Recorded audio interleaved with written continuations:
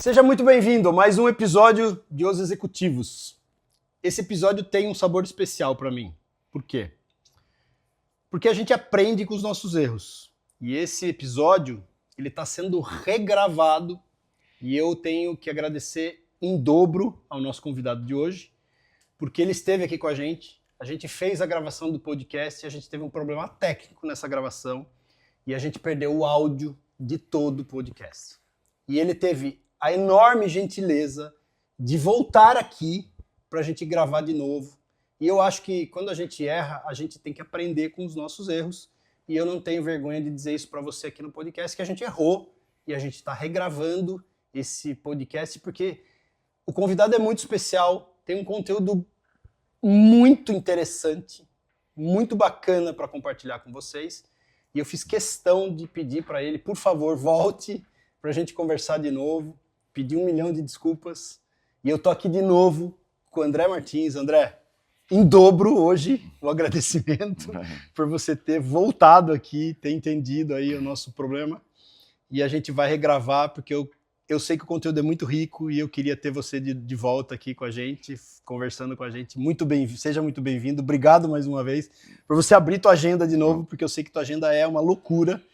Esse podcast é patrocinado pela DGA. DGA é uma empresa de contabilidade que tem foco nacional e internacional. Ela atua no Brasil e em mais de 10 países, inclusive com escritório nos Estados Unidos. A DGA faz BPO contábil, fiscal, folha de pagamento, BPO financeiro, faz planejamento tributário, planejamento sucessório e atua com multinacionais. É a empresa que você precisa para cuidar do teu negócio. Eu que agradeço o convite.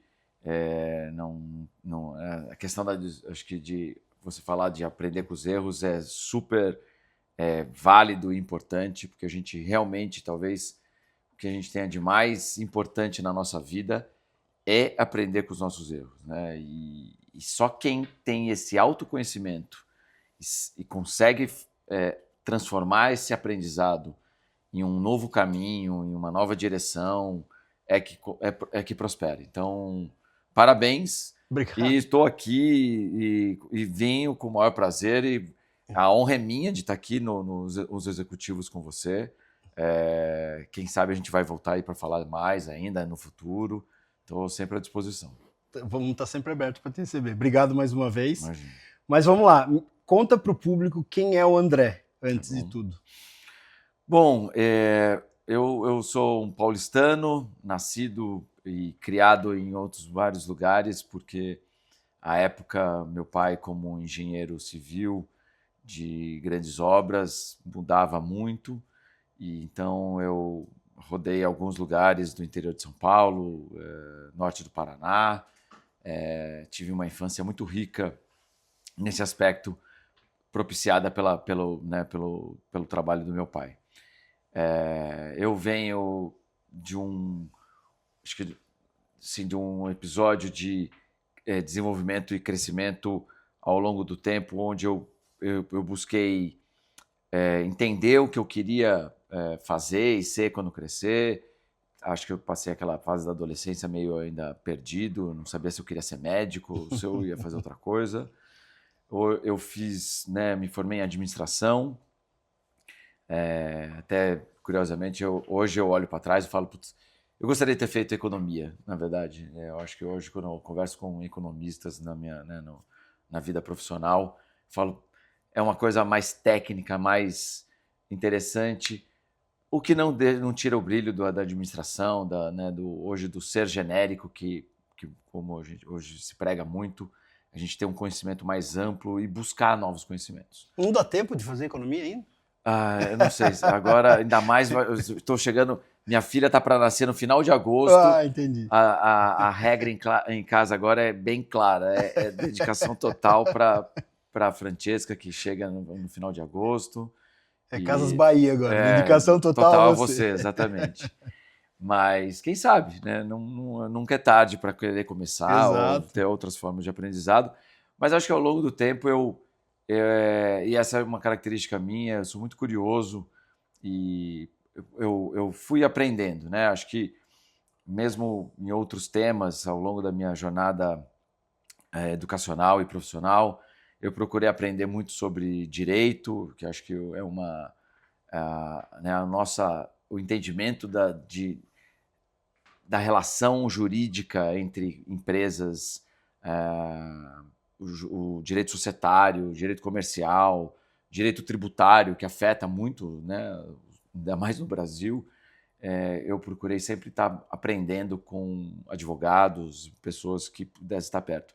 E não menos com economistas também e lendo muito, né? Acho que E até porque, né, André? Vamos combinar. Para quem acabou de fazer um Ironman, fazer uma faculdade de economia é moleza, né? é uma boa comparação, Não é? Douglas. É uma boa comparação. A prova em si, ela é a coroação de um processo, né? Uhum. Que vem já de um bom tempo. É um projeto que eu comecei a construir em 2018,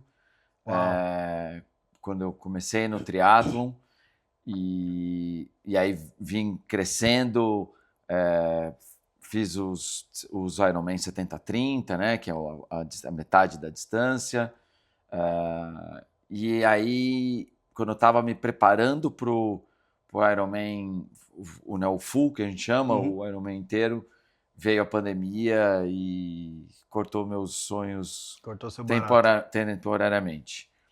O que eu resgatei o ano passado, quando eu completei 50 anos, eu decidi fazer uma maratona, e aí eu fiz um ciclo de preparo para uma maratona, e aí emendei para esse ano para fazer o ciclo de preparo para o Ironman, que foi agora, dia 1º de junho, em Florianópolis, e foi uma delícia. Mas acho que a gente vai explorar mais ainda sobre o Ironman. Mas Vamos falar quem disso. sabe? Eu vou pensar na analogia do Ironman e a faculdade, quem sabe?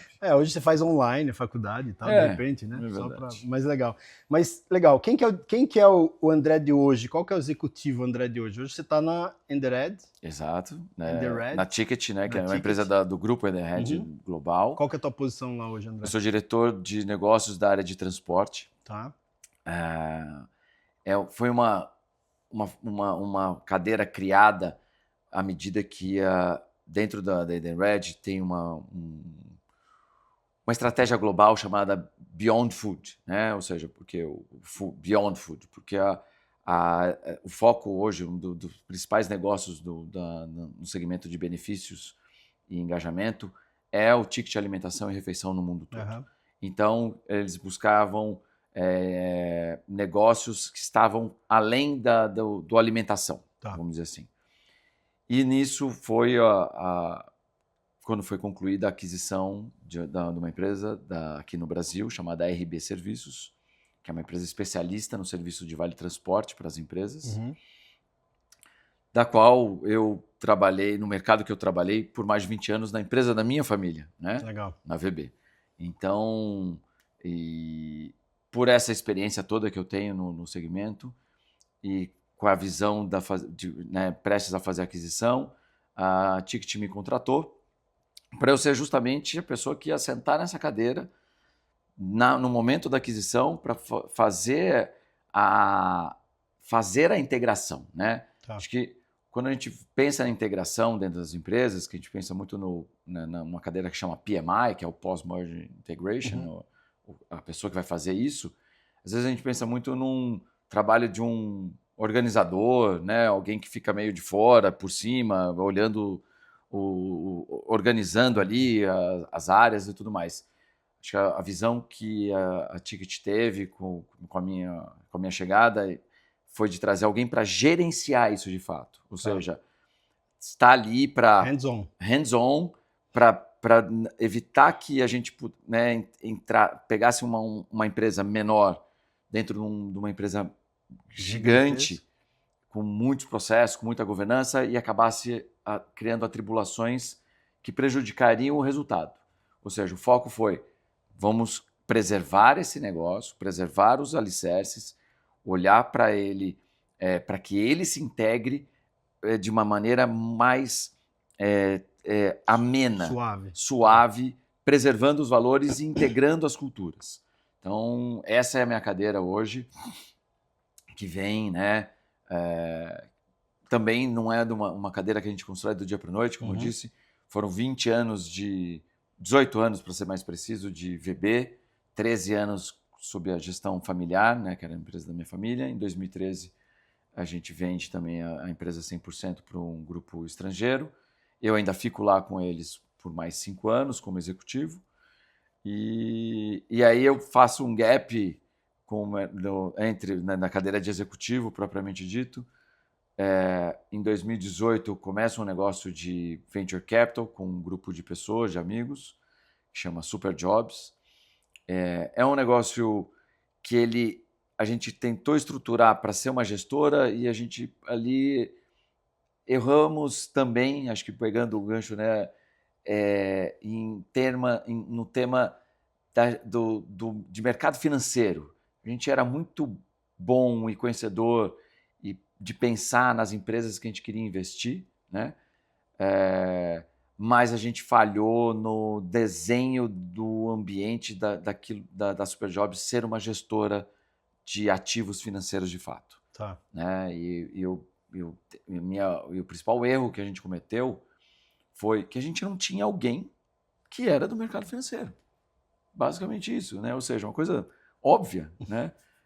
Um monte de gente, sócio, todo mundo inteligente, tudo, mas ninguém propriamente que tinha essa participado. Expertise. Exato. Então, e aí você não sabe captar, você não sabe montar o fundo, as conversas com as gestoras e administradoras é sempre mais difícil, enfim. Foram aprendizados ali também importantes para a gente entender, né? E hoje, carregando para outros temas, você precisa se calçar, né? Você precisa ter fundamentos e base para fazer as coisas. Não adianta fazer sem...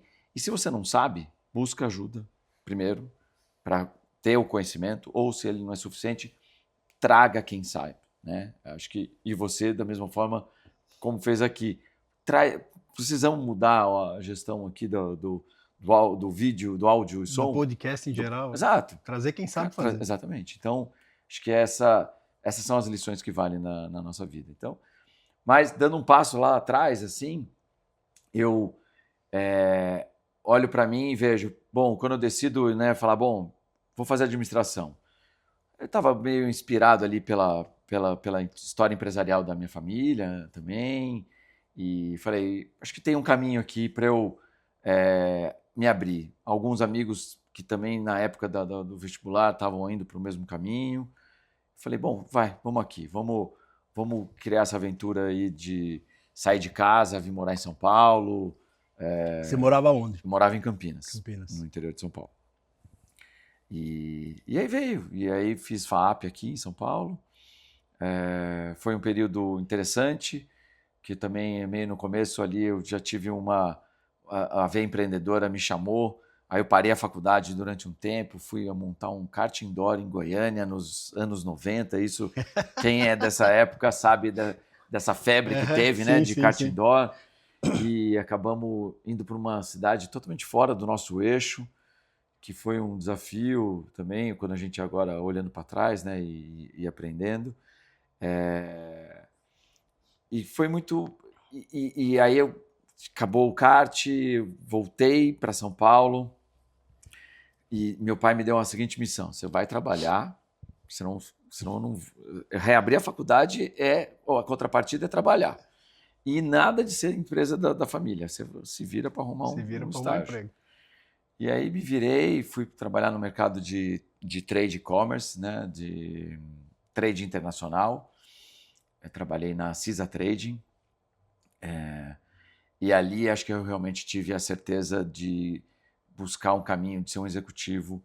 Quem me inspirou muito e eu admiro até hoje, que é o Antônio Pargana, que foi o CEO até pouco tempo atrás da CISA Trading, um português radicado no Brasil, expansivo, de fala fácil, caloroso, e que se comunicava muito bem com todos os níveis dentro da empresa. Então, o que fazia a empresa, André? A gente fazia importação e exportação. Tá. A CISA, na verdade, ela é a fusão de duas empresas já que existiam no mercado, que era a Coimex, do grupo do antigo BCN, depois Bradesco, e a Coimex, que era do Espírito Santo, da família Cosa, com a Dealer, que era do BCN, Bradesco depois, que eram essas trades, né, que a gente chama no mercado. Elas se fundiram, criaram a CISA Trading, e ficou uma empresa grande, né? Foi, acho que junto com a Cotia Trading na época, eram as duas maiores tradings do mercado.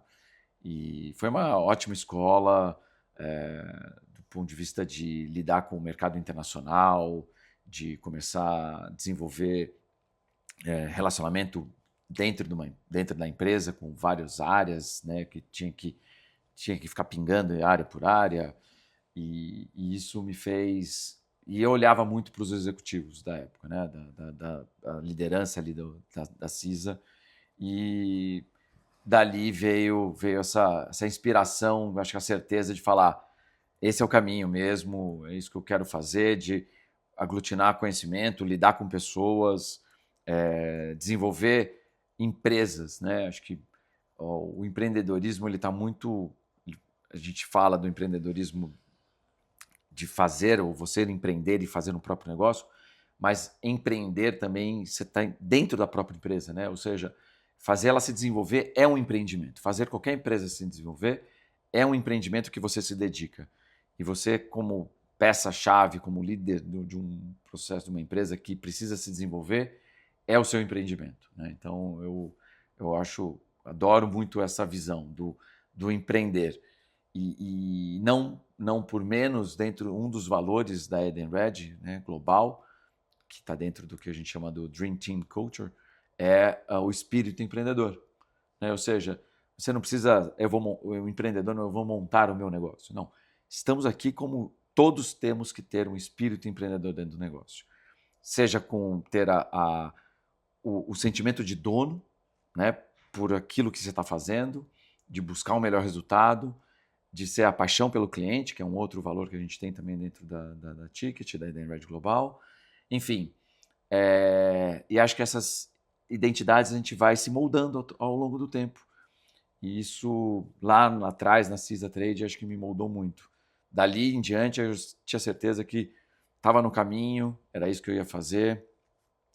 E depois de um tempo na CISA, é que eu vou, né, começo a trabalhar com a minha família, a pedido do meu tio, que também queria começar a me desenvolver para a gente poder criar uma sucessão dentro dos negócios da família, pensar em como a gente ia criar outros negócios ou evoluir, enfim, começar a transformar aquilo que eles criaram, né, nos anos 90 em um grupo familiar, um grupo empresarial.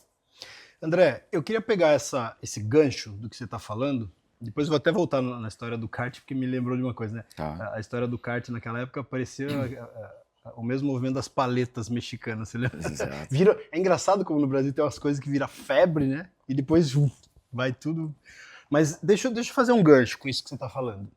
Você teve a experiência de estar no começo da tua carreira em empreender com o negócio do kart, depois você pula para um mundo executivo, numa empresa como executivo, depois você volta para uma empresa familiar. Sim. E agora você está de novo no mundo executivo. Então, assim, você tem uma amplitude muito grande de visão de modelos de negócio e de modelos de gestão, que são muito diferentes, do meu ponto de vista, né?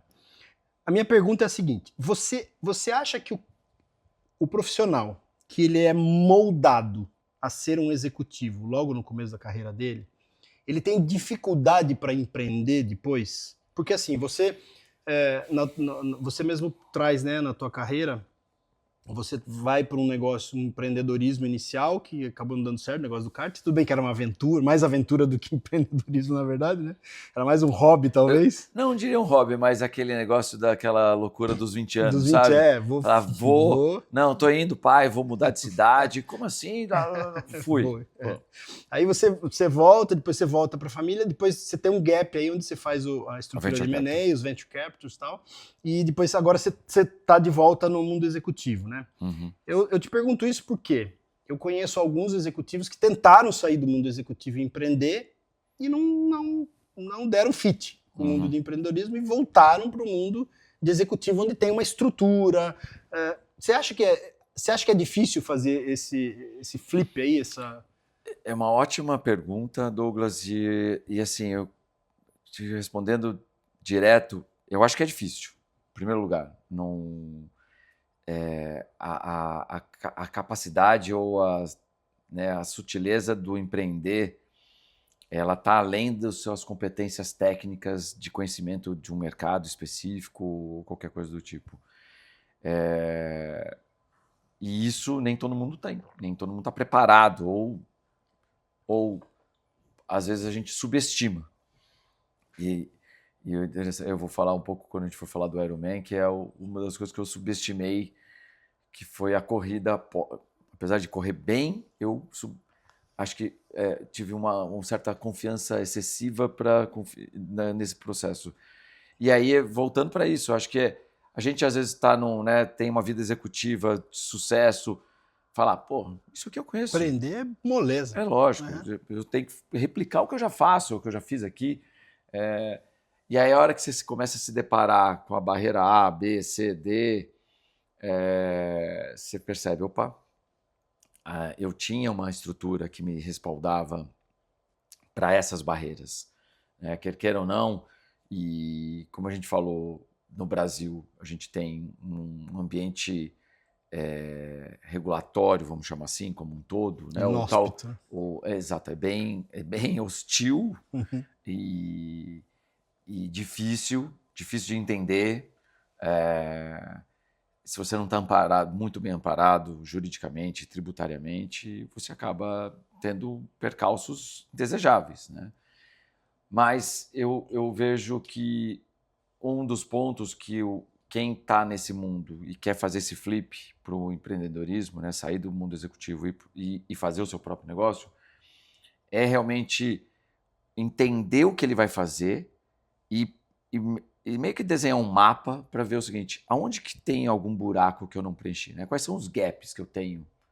Ou seja, mais uma vez, precisa de um autoconhecimento, precisa de um reconhecimento do que você não é capaz ou não tem conhecimento para. Vai se associar a alguém que tenha, né? Ou seja, e aí o empreendedorismo também tem uma máxima clichê que é sozinho você pode até ir rápido, mas com alguém você vai mais longe. Mais longe. E é uma verdade pura, né? Acho que óbvio que se juntar com pessoas que vão te segurar ou não vão te agregar nada também não vale, mas é muito importante que a gente possa olhar o que eu não consigo fazer para que eu possa sair do mundo que eu estou, de um certo conforto, vamos dizer assim, que é o mundo executivo. Ele tem os seus desafios, as suas pressões, obviamente, mas esse amparo, esse ambiente que te respalda, traz essa despreocupação em relação a vários temas que você não precisa atuar. Quando você vai empreender, você tem que entender que você vai ter que atuar nessas frentes que antes você acionava um colega, um outro time, uma área contratada, um serviço interno ou um provedor de serviço externo e tudo mais. Então, acho que essas são características que a gente tem que saber lidar. O que eu vou me deparar, né? Não é só a execução daquilo que eu tenho de competência, que eu sei. Não é o meu conhecimento técnico que vai fazer com que o meu empreendimento tenha sucesso. Eu preciso estar respaldado com vários mecanismos e alicerces ali que vão me ajudar nesse processo de desenvolvimento. Mas você não acha que tem uma correlação risco também que é bastante fundamental? Porque assim, o que eu reparo, né? Eu também já tive nos dois mundos, né? Eu já fui executivo, eu fui empreendedor antes, fui para o mundo executivo, tive uma certa dificuldade para me adaptar ao mundo executivo por conta das regras, do nível de compliance que tinha e tal, porque quando você está no mundo do empreendedor, você sai decidindo, fazendo e tomando risco o tempo todo, né? Quando você vai para o mundo corporativo, onde tem uma estrutura já muito bem definida, hierárquica e tudo mais, você não sai fazendo as coisas, você tem que dá satisfação para todo mundo, né? Então, e aí eu saio do mundo executivo, volto para o empreendedorismo e sinto de novo aquele senso de liberdade. Eu brinco até hoje, né? Porque quando eu estava no mercado financeiro, em determinado momento eu era vice-presidente do banco.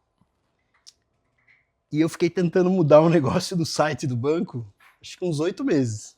E eu não consegui. E eu era vice-presidente do banco. E eu queria mudar um negócio do site e, ia pro compliance, ia pra não sei aonde, é Banco Central, é banco... E eu não consegui mudar. E eu falei assim, não é possível, eu sou vice-presidente do banco e eu não consigo mudar o site do banco, né? E eu vinha daquele mundo onde a gente saía decidindo, fazendo e atropelando as coisas, né? Então eu vejo muito essa dicotomia, né, entre o mundo do empreendedor e o mundo do executivo de uma empresa que já está, né, que tem um compliance, uma organização, uma governança muito mais estruturada. Então eu sinto um pouco isso, né, que aqui você toma risco, sai, faz e toma o risco e vamos embora. E quando você está doutrinado dentro do mundo corporativo, você tem mais aversão ao risco. Faz sentido isso que eu estou falando pra você? Não faz. O empreendedor, ele tem que... Ele é mais audacioso, né? E muitas vezes essa audácia dentro de uma corporação, ela vai ser brecada, ponto. Né? Você tem os mecanismos de freios, né? De balanço e contrabalanço dentro da corporação, que são justamente para preservar valores e compliance, e imagem e valores que precisam ser preservados. Sim. Essa liberdade que a gente tem como empreendendo, ela é única, sem dúvida. E o empreendedor e o executivo que entende essa liberdade, mas também sabe ter alguma ponderação sobre o risco que ele está tomando, eu acho que ele flui melhor quando ele sai do mundo executivo para o empreendedorismo, né? Então, ou seja, essa combinação. Ótimo, eu vou usar minha liberdade ao meu favor. O que eu não posso fazer da minha liberdade uma irresponsabilidade e aí eu acabar me auto-prejudicando. O contrário, quando o empreendedor sai do mundo empreendedor e vai para o executivo, se você realmente não consegue lidar com os balanços e contrabalanços e freios e mecanismos de compliance, você vai falar, não é para mim. Não é para mim. Então, eu considero o seguinte, eu tenho esse espírito, o que eu hoje, né, e ainda mais dentro da Edenred no Brasil, que é uma estrutura corporativa complexa, cheia de mecanismos, uma empresa de capital aberto na França, CAC 40, enfim. Mas é muito de você encontrar e prover informação para as pessoas certas. Eu acho que, por mais que tenha medidas, a gente tem que estar sempre mesmo dentro das regras, e às vezes alguma coisa que estaria muito óbvia de ser feita dentro das regras, por falta de entendimento de outras partes, acaba não sendo realizada. Ou seja, essa capacidade de articular dentro de uma organização como essa, que eu vejo como uma das qualidades e características que eu desenvolvi ao longo do tempo, que me faz navegar bem. Ou seja, essa característica não entendo isso como pejorativo, pelo amor de Deus, mas é saber ser político dentro da estrutura? Então, o termo sempre fica mal, né? Dado a nossa classe política, mas eu não diria que é ser político, é articulação. E aí, óbvio que a articulação ela vai para todas as outras áreas, inclusive na política, a gente tem que saber. E quem é bom político é que sabe se articular. Eu acho que essa capacidade do executivo dentro de uma corporação, tendo uma posição de liderança, também é articulação. Ou seja, e por definição, o que é uma articulação? é o que faz o movimento, Uhum. né? Se a gente tem o nosso Sim. corpo, a biologia ensina isso pra gente. Exato. Então, as articulações fazem com que um corpo se movimente. Ou seja, pegando essa analogia, entendendo a empresa como um corpo vivo, se você não transforma ou nutre as articulações dentro desse corpo, ela não vai se mexer. Então, essa capacidade de fazer as articulações se movimentarem, ela é essencial para uma organização continuar em movimento. E hoje em dia, mais do que nunca, nenhuma organização que se preze tem o direito ou, né, o privilégio, vamos dizer assim, de ficar parado. Qualquer companhia que hoje se demonstre estagnada, morre. Morre. Então, ou seja, essa capacidade que a liderança tem de manter uma companhia viva, né, e se articulando, ou seja, se movimentando, ela é necessário para que ela esteja atualizada ao mercado, às necessidades dos seus clientes, dos seus usuários, dos seus stakeholders, como de uma forma geral, e, obviamente, para buscar crescimento. Sensacional essa analogia que você faz, porque... E aí depois nós vamos brincar com Iron Man, inclusive. Né? Vamos. Nessa analogia. Quero explorar você muito sobre isso hoje.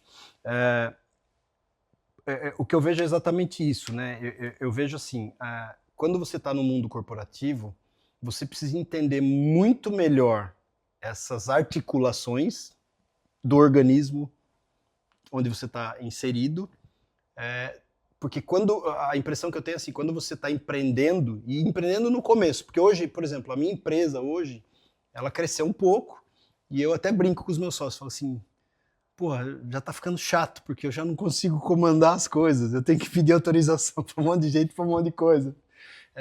Então, quando você percebe que a empresa começou a criar umas estruturas, e é necessário para que as articulações funcionem de forma funcional, né? Então, assim, eu confesso para você que quando eu estive no mundo corporativo, eu demorei muito e tive muita dificuldade de me adaptar a entender essas articulações, né? Nem raciocinava dessa maneira na época. Eu ficava até meio revoltado, às vezes, dizendo assim, pô, sou diretor, sou vice-presidente, dou o comando e as coisas não acontecem, né?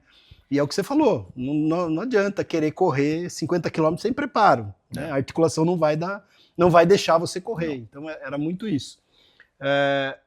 Mas eu vejo que eu tive a experiência com alguns colegas, inclusive, a gente chegou a montar um negócio junto com um grande amigo meu, e eu percebi isso, né? Quando ele saiu do mundo corporativo também, ele tinha um cargo em alto escalão do mundo financeiro também, do mercado financeiro, ele vem para a gente monta um negócio junto, e teve um fato até que foi engraçado entre a gente, né? Porque eu já tinha voltado, já fazia alguns anos que eu já estava empreendendo e tal, e a gente resolveu, vamos montar um negócio junto? Vamos empreender junto? Vamos. E a gente estava no escritório, juntos assim, e ele foi presidente de banco, ele teve uma carreira super bacana que ele teve. Aí ele vira, a gente tá sentado no escritório, ele vira para mim e fala assim, cara, eu tô mandando imprimir um negócio ali e eu acho que não sai na impressora. Impressora, eu acho que é o pior. Se eu pudesse descrever algo que é horrível quando você tem o seu escritório ou em casa. Sim, impressora para mim é a morte. Como é horrível. Como a gente sente falta da... Cadê quem resolve o problema da impressora? Exato. E aí ele vira para mim, eu olhei para ele e falei assim, tira a bunda da cadeira e põe papel na impressora, porque senão não vai sair, né? Não tem secretário aqui pra colocar papel pra você.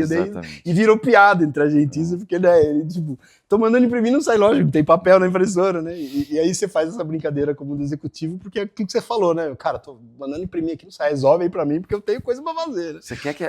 geralmente você tá na empresa, alguém traz o papel. Apertar o botão do imprimir, é óbvio que vai sair lá e alguém vai trazer alguém vai trazer para você, exatamente. Então, muito boa essa, Douglas, porque são essas pequenas coisas que a gente vê. Exato. E assim, eu, do meu lado, eu já sinto um pouco contrário. Eu vejo que ter uma estrutura, para mim, me faz bem. Eu gosto de estar... E assim, não é só a estrutura, acho que seria muito simplista, né? Falar, é a estrutura corporativa. Não. Quando eu cheguei, principalmente, né? Já tem mais de um ano aí que eu comecei na Ticket. Sabe quando você começa a trabalhar e você começa a identificar as pessoas que estão com você? Você fala, pô, que pessoa inteligente, que, né, executiva com pontos de vista, competente. Ou seja, você começa a trabalhar no meio de pessoas interessantes. Essa, para mim, acho que é o principal aspecto que eu vejo. Porque o empreender, quando você começa, ele é solitário. Super solitário. E aí você tem que ir montando e moldando tudo que você quer. Vai ter a sua característica, vai ter o seu DNA, mas ele é um caminho. Né? Acho que, como você falou, quando você começou a fazer tudo. Depois as articulações já estavam preparadas, já não perde um pouco aquela graça. Ou seja, virou uma corporação também. Mas é isso, acho que você cria... o empreendedor tem a capacidade de criar a cultura que ele quer, e o caminho e a velocidade e a forma como aquela empresa que ele montou e criou vai se desenvolver com as articulações que ele vai desenvolver. Tem muito a ver com as pessoas que você vai trazer para trabalhar consigo, mas e do outro lado é que quando você entra numa empresa que também é aquela coisa que parece assim, talvez eu passei isso muito pouco na minha vida, porque eu fui estagiário na primeira parte da minha carreira na trading. Depois, e você tem uma outra disposição, né, com 20 e poucos anos. Aí depois fui trabalhar com a empresa da minha família, que você tem um ambiente que te recebe... mais seguro também. Porque você é parte da família. E depois eu já era a liderança do negócio quando a gente vendeu. E esse meu novo desafio, quando eu comecei o ano passado na Ticket, sabe, chegar num ambiente que você não conhece as pessoas, que você já chega ali numa posição, né, de liderança. Ou seja, tem aquele receio, como você vai ser recebido, como você vai ser abraçado, não, sim. E vai depender de você também. Vai depender da sua postura, se você vai estar aberto, fechado. Ou seja, não tem cargo no mundo que faça as pessoas gostarem de você. Né? Ou seja, a sua atitude... Então, seus skills, não tem jeito, né? Que vão fazer com que você seja acolhido dentro daquela organização, dentro daquele ser vivo que de fato ou expelido. Né? Ou seja, não é à toa que você vê executivos que às vezes acabam entrando e 6 meses depois já não se adapta. Não é nem a culpa daquela empresa ou daquela pessoa, e sim é a combinação. Né? Então, eu falo isso, né, quando eu converso com os meus pares, com o meu time, e a gente teve um momento muito especial também na empresa recentemente, que a gente acho que fez um movimento de transformar a vida das famílias, das pessoas que trabalham com a gente e, consequentemente, das famílias delas, que eu vou falar, mas eu consegui ter essa empatia, né? Acho que essa característica da empatia, ela é muito necessária. A gente tem que saber também, óbvio, se posicionar, ouvir. E você começou falando, né, de ouvir. Acho que é o passo fundamental do aprendizado. Como que eu vou começar? Ouvindo. Né? Não é... Eu estava conversando, aliás, com o meu par, que é o diretor de estratégia e produto, e a gente estava falando um pouco sobre a nossa apresentação que a gente vai fazer, né, para agora em breve. E a melhor forma da gente começar um discurso é ouvindo. Então, essa capacidade de ouvir, ela é importante. E eu ainda, até já, um dos feedbacks que eu recebi conversando com o CEO da Ticket no Brasil, foi muito de equilibrar o meu lado empreendedor, dono, e o executivo, né? Porque às vezes um o dono às vezes quer se salta mais, ou está mais aparente, e às vezes Tá mais vibrante. Está mais vibrante, e às vezes a gente tem que conduzir isso aqui também de uma outra forma. Mas é um caminho muito, muito rico. Eu acho que essa é a palavra. A gente tem que saber aproveitar isso quando você é abraçado, principalmente, né? E acho que eu consegui ter essa acolhida.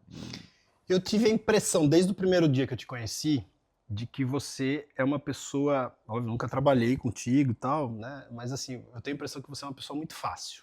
Essa é a percepção que você passa, né? Então, assim, conversando com você, todas as trocas que a gente teve, eu tenho a impressão que você tá no papel ideal, né? Porque, assim, você é um cara que... do meu ponto de vista, assim, da forma como você conduz as coisas, a forma que você fala, a forma que você enxerga as coisas, que você é um facilitador mesmo. Você é um cara que facilita o fluxo das coisas. Obrigado, Douglas. E aí eu queria pegar esse gancho, já que você está vivendo exatamente esse momento, há um ano que você vem vivendo isso.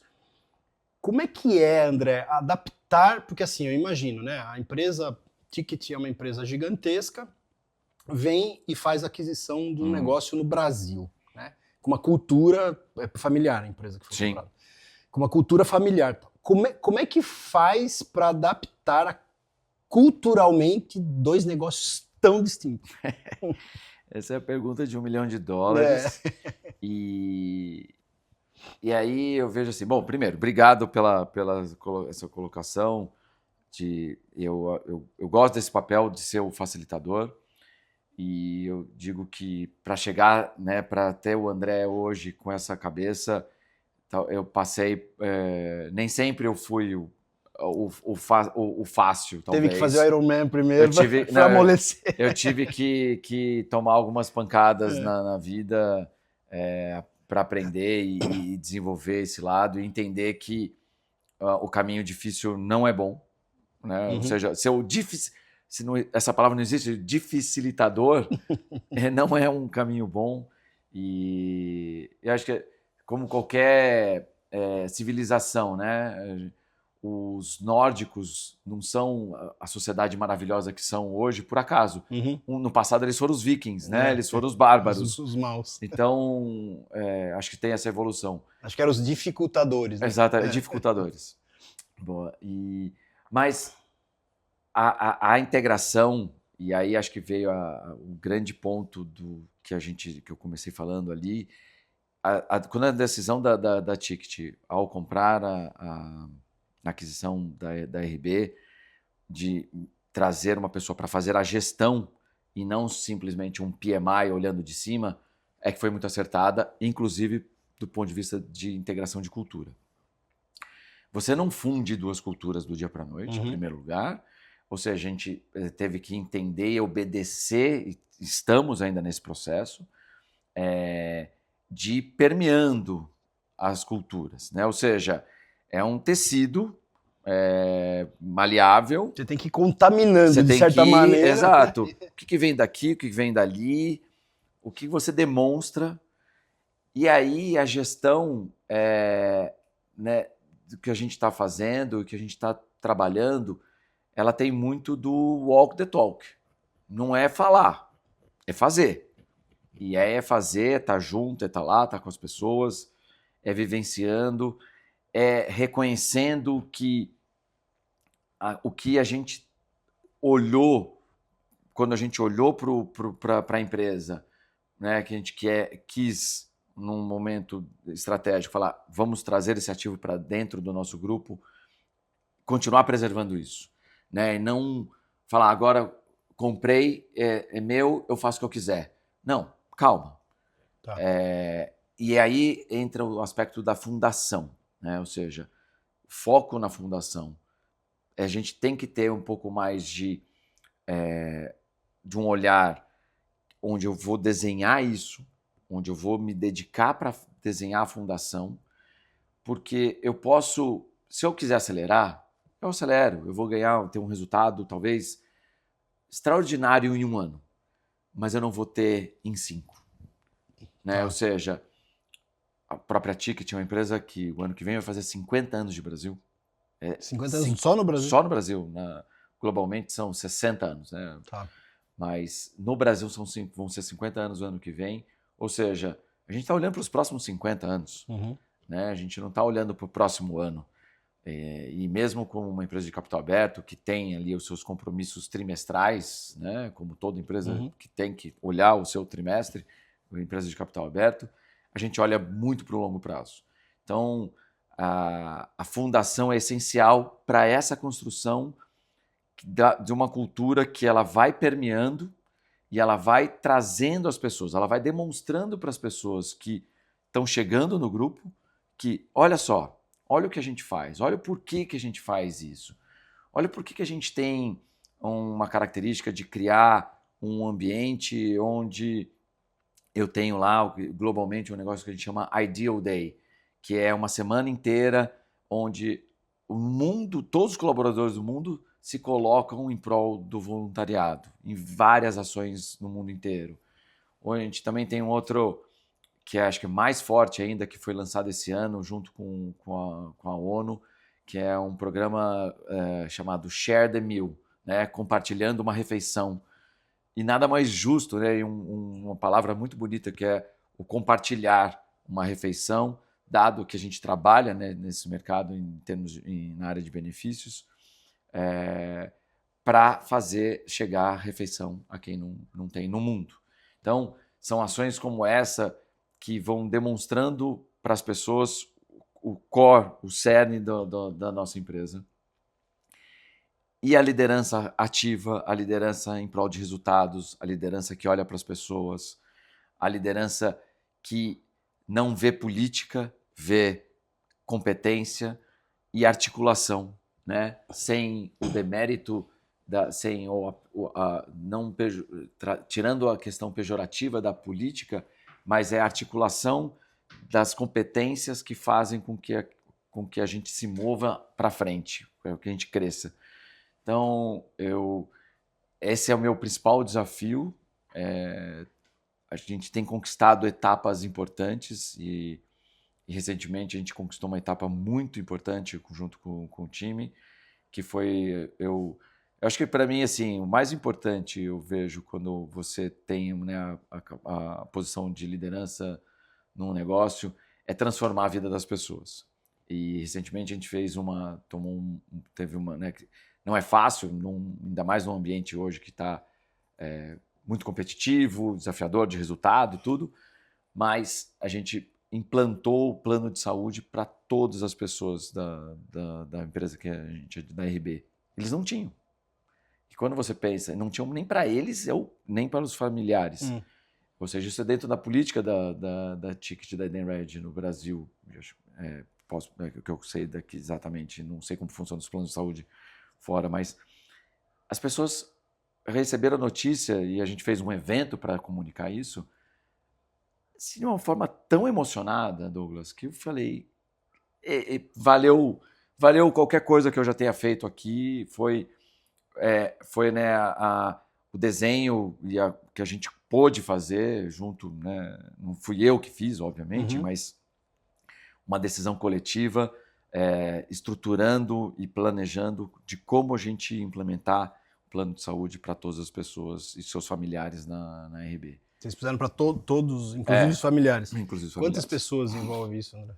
A gente impactou a família de mais de 350 pessoas. Legal. Assim, foi transformador a hora que a gente soltou a notícia né, nesse evento. Foi muito bacana, porque a gente fechou um bar lá em Guarulhos, né, que é a sede da RB, fica em Guarulhos. E o mote era a surpresa. Vamos falar um pouco dos resultados que a gente fez até agora. Já tem quase um ano da aquisição, que foi em agosto do ano passado. E aí era uma noite de roda de samba, enfim, coisa que a turma gosta. E casa cheia, quase totalidade das pessoas presentes. E aí todo mundo falando e tal, aí no final a gente falou, bom, mas tem um spoiler, tem uma surpresa aqui, aí então parou. Falou, agora a gente vai ter o plano de saúde para todo mundo. Putz, Douglas, foi assim, a vibração das pessoas. E batiam palma, me assobiavam. Então, assim, para mim esse dia foi agora, né, recente, foi o momento alto que eu posso falar de conquista como um executivo, sabe? Eu transformei a vida da família de 350 pessoas. Legal, sensacional, parabéns. Esse que foi o momento especial que você estava Foi. falando. André, deixa eu te perguntar uma outra coisa, assim, porque como eu sou contador, você sabe, né? Sou meio matricial para algumas coisas. A minha dúvida é assim: você diz, a gente está fazendo adaptação cultural, né? E aí tem todo esse, enfim, essas ações que vocês fazem que naturalmente influenciam a cultura da empresa, mas numa questão mais pragmática, assim, eu queria entender qual a dificuldade, né? Por exemplo, você pega uma empresa como a Ticket, que tem lá, sei lá, um book de regras, né? E aí você pega uma empresa brasileira que tem um outro. Como é que você faz esse match? Por exemplo, aqui na empresa pode tal coisa, mas lá não pode, ou vice-versa. Como é que você faz essa adesão? Acho que assim, em termos de regras e funcionalidades, a gente teve que fazer algumas imediatas. Ponto. E aí é explicando, chamar a área envolvida e falar, olha, por exemplo, folha de pagamento, né? Não tem mais nenhuma movimentação de folha de pagamento, admissão ou demissão depois do dia 25. Ponto, acabou. Ah, mas vai entrar uma pessoa... Não tem. Vai ser depois ou antes, ponto. E aí a gente mostrou, olha, por que isso? Porque se eu tenho essa data de corte, especificamente, falando, né, no processo básico, eu não me atrapalho em nada ao fechamento, para que eu possa fechar os custos ao final do mês. Porque se eu tenho qualquer movimentação depois desse dia, eu não tenho tempo hábil, em uma semana, de fazer o fechamento. E a gente tem que fazer o fechamento, globalmente, 3 dias após o mês subsequente. Então, assim, aí as pessoas, é por isso, ok, entenderam. Então, ou seja, às vezes não é o fazer sem explicar cria ruído. O fazer explicando cria conhecimento. Facilita. Exato. Então, acho que tudo que a gente precisou fazer que foi que era necessário e imediato, vem cá, ó, vamos explicar, isso aqui vai ser assim daqui para frente, porque a gente tem essa regra. Óbvio que a gente às vezes não está discutindo ali, mas essa regra, não, a gente não está... Podemos até vir a discutir a regra, não é agora. A regra, por enquanto, é essa. Então, a gente tem que se adequar a essa regra, nós temos que fazer as mudanças de processo. Essas mudanças de processo, elas ajudaram muito nessa interpretação. Ok, tem, né, de fato, claramente, tem uma nova liderança, tem um novo comando, que não é mais um dono, porque antes era um dono, e agora a gente tem esses ritos, né? Então, a gente até falou muito sobre isso. Os ritos são muito importantes, e eu citei alguns mais coletivos, né, que é o Ideal Day, o outro que chama Eden Raid, que é fazer com que todo mundo pratique esporte. Esses ritos são importantes para as pessoas começarem a permear a cultura. E aí, do ponto de vista prático, funcional, essas mudanças de processo. Então, eu diria que essa conjunção de mudança de processos e ritos, eles vão ajudando a plantar a questão, né, da mudança da cultura. E eu digo que a mudança porque nós mesmos estamos num processo de mudança, de transformação, né? A Ticket já vinha nesse processo de mudança, e a entrada da RB ela entrou como mais um elemento nessa mudança. Então, eu vejo que, e acho que isso é muito mérito do nosso time de RH, da nossa diretoria como um todo, que tem muito bem fundamentado, primeiro, os valores e a cultura que permeiam, né, os valores que permeiam a nossa cultura, a transmissão desses valores e a prática desses valores, com diversas, né, a gente tem uma área de DHO fantástica, e desde o primeiro dia a gente começou a envolver o time RB dentro desses ritos e desse ambiente de conhecimento. Você entende que os rituais são fundamentais para a cultura? Total. Você tem que ter um ritual de várias coisas. Você tem que ter vários rituais. Acho que isso, até antropologicamente falando, faz parte da nossa existência humana. São os ritos que formam, que entendem, que diferem uma civilização de outra, uma tribo de outra, como, né, tem na ancestralidade. Mas é isso, é bem ritual mesmo. A gente tem que pegar esses ritos. E a gente teve elementos que vieram da RB como ritos ou cultura, inclusive que estão intrínsecos dentro da nossa área comercial, por exemplo. Vocês incorporaram? Incorporamos, que era a característica muito forte dentro da RB de participar e fazer eventos proprietários. Puxa, isso foi uma coisa que foi capturada de imediato pelo time. Falou, cara, que ideia fantástica. Ou seja, e quando você cria essa conexão de entender que do outro lado também tem ritos e elementos culturais que podem enriquecer a nossa, isso cria um elo, Douglas, fora de série. Então, quando a gente fez essa primeira identificação desse tema específico, né, de gerenciamento de eventos em prol, né, da área de vendas, criou um elo muito bacana com todos os times. Os dois times criaram aquele encantamento, sabe? Nossa, me apaixonei. Vem cá, vamos fazer mais? Como que a gente vai fazer? E hoje a gente está aí com a nossa área de marketing junto com a área comercial, que já estão unificadas, estão fazendo assim um calendário de eventos tão rico, tão extenso, que todo mundo ficou maravilhado. Aquilo que a RB fazia foi amplificado e aquilo que a Ticket não fazia foi criado, sabe? Então teve um ganha-ganha muito, muito bacana aí e é um elemento cultural muito forte hoje para todo mundo. Nesse processo, André, desses ritos, dessa reestruturação que vocês estão fazendo e tal, como é que vocês estão enxergando a nova geração? Como é que isso se adapta à nova geração?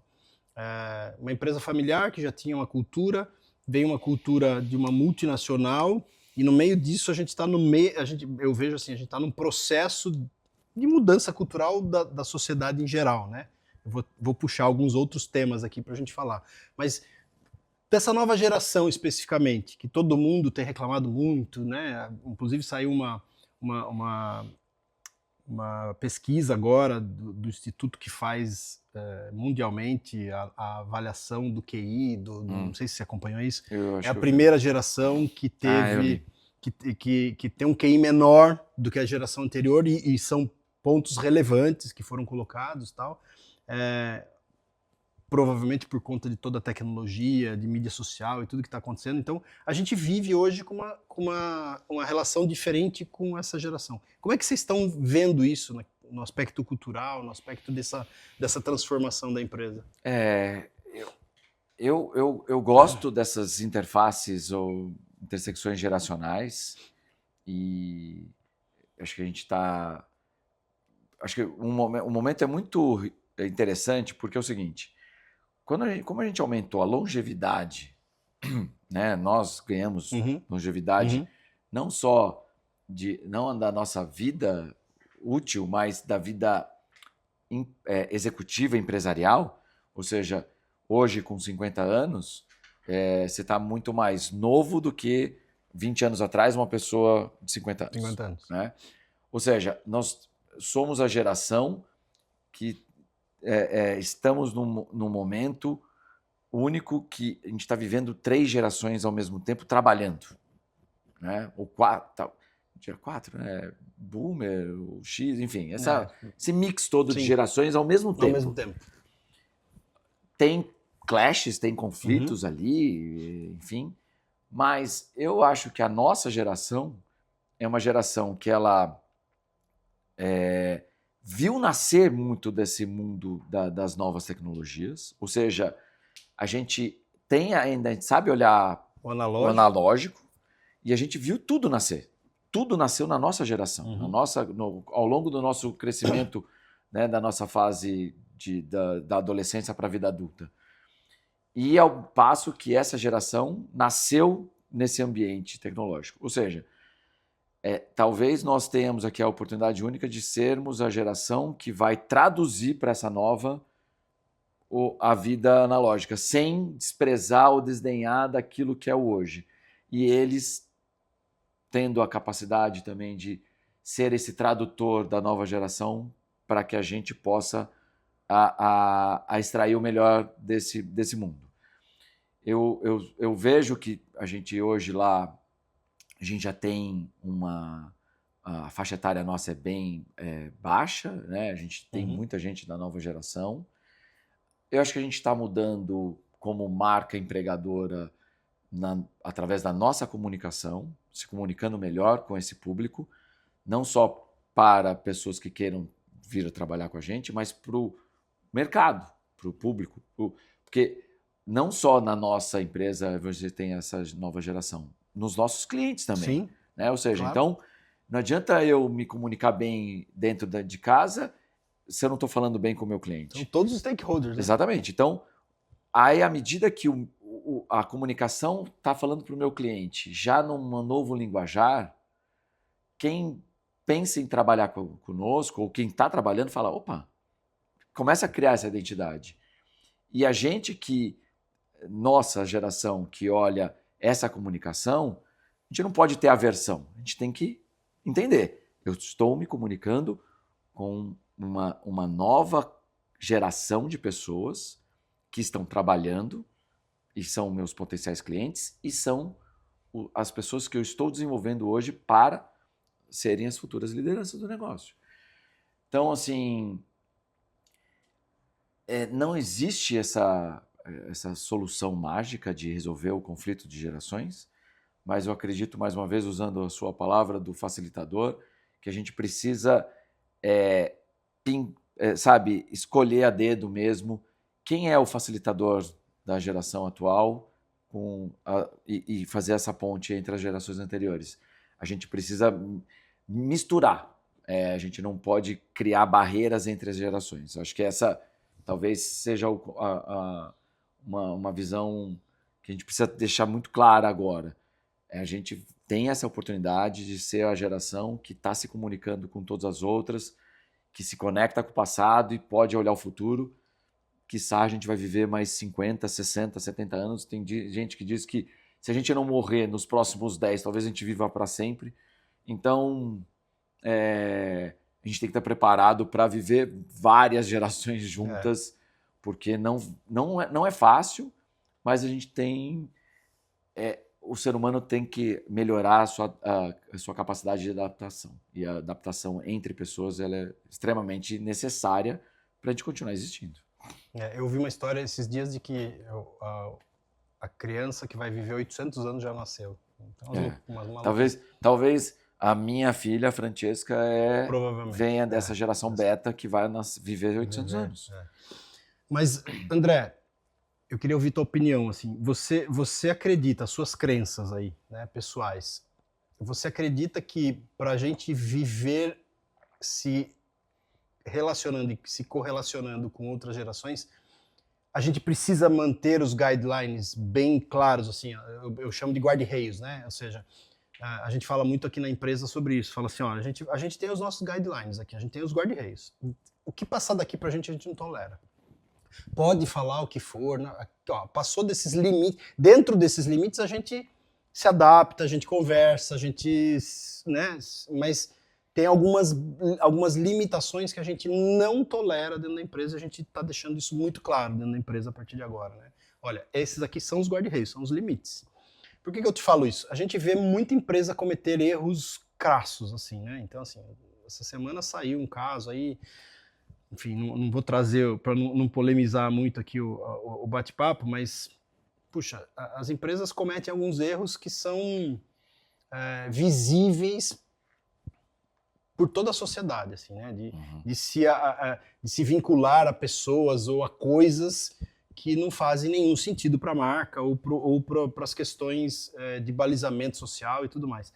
Na tua crença, você acha que isso precisa estar muito, muito definido, muito claro, para que essa geração entenda que não, aqui não é tudo permissivo, aqui tem limites, né? Eu até te entendo, fazendo uma brincadeira aqui, até entendo você pintar o cabelo de azul, fazendo isso aqui, mas espera aí, a gente tem limites aqui. Eu concordo, eu vejo assim, a gente, dia 4 de junho, se eu não estou enganado, foi o Pride Day global, né? O dia do orgulho LGBTQI+, enfim, e que dentro da Edenred a gente celebra esse dia trazendo essa questão das crenças e dos limites.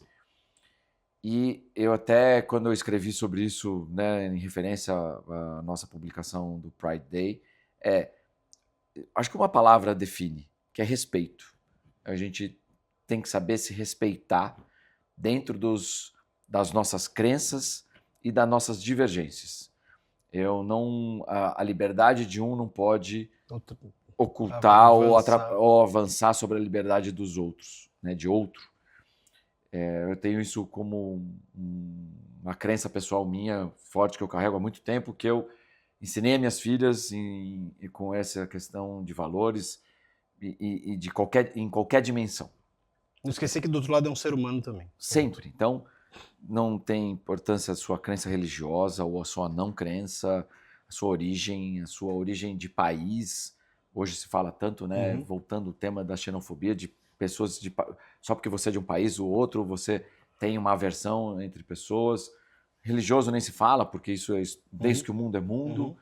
Mas a questão da orientação sexual, pessoas com deficiência.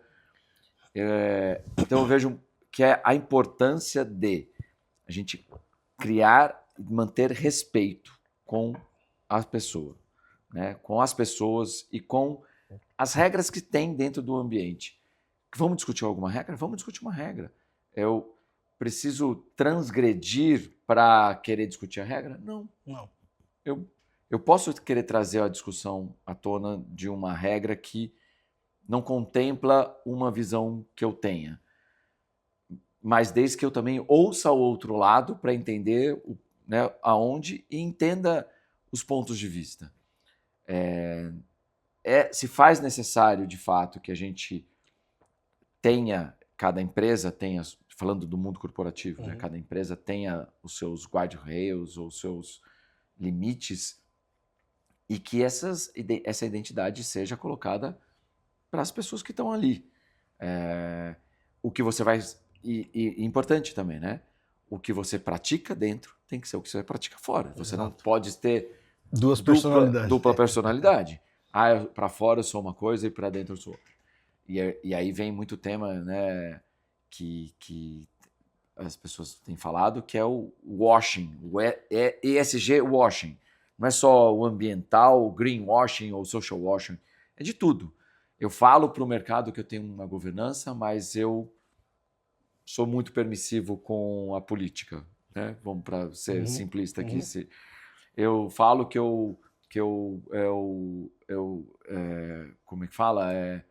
Equalizo o carbono, compenso o carbono, mas eu não faço nenhuma coleta seletiva dentro da empresa. Entende? Então, assim, as coisas precisam se conversar. E política... Tem coerência. Exatamente. É coerência interna e externa. Então, acho que é o mais importante. E hoje eu posso dizer que as minhas crenças, os meus valores, eu vejo essa identidade dentro da Edenred como um todo e globalmente, principalmente. Legal. Vamos dar uma pivotada aqui, vai. Vamos pro Iron Man. Bora. Ainda tô com algumas dores. Foi agora no final de semana. Foi no... Bom, você vai estar vendo provavelmente esse episódio um pouco mais para frente, mas o André tá gravando com a gente aqui agora. Hoje é dia 11, né, pessoal? 11 de junho. Esse episódio vai sair um pouco mais para frente, mas você fez o Iron Man agora. Dia 1º de junho. 1º de junho. Você disse que estava se preparando desde 2018 para isso. E aí você teve Isso. um problema, um intervalo, veio pandemia, tal, aí você retomou ano passado. Uhum. Por que fazer um Ironman? Primeira coisa. O meu pai fez a mesma pergunta. Por que você vai...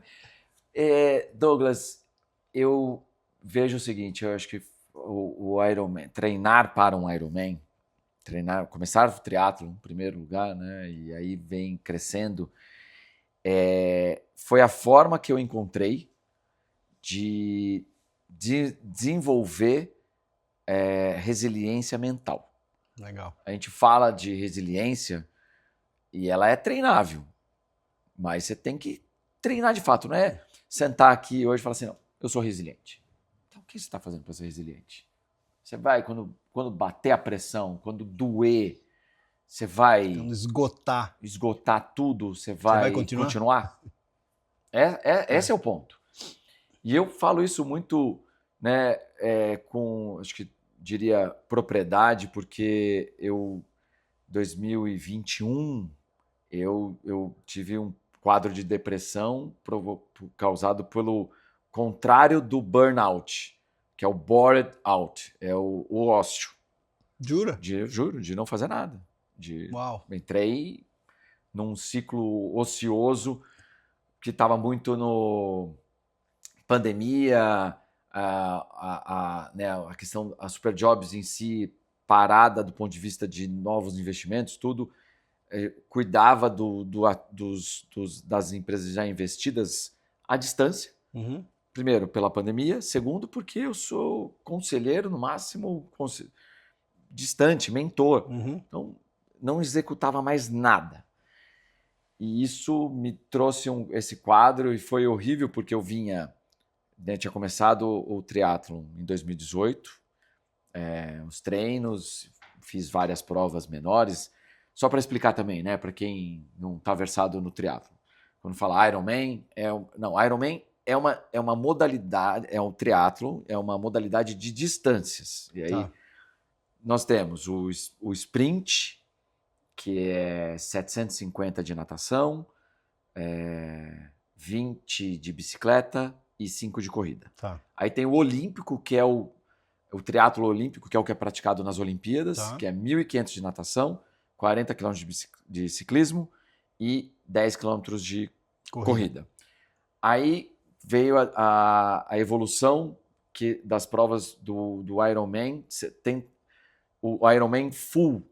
Primeiro foi criado ele inteiro, né, a distância completa, e depois que foi criado o meio.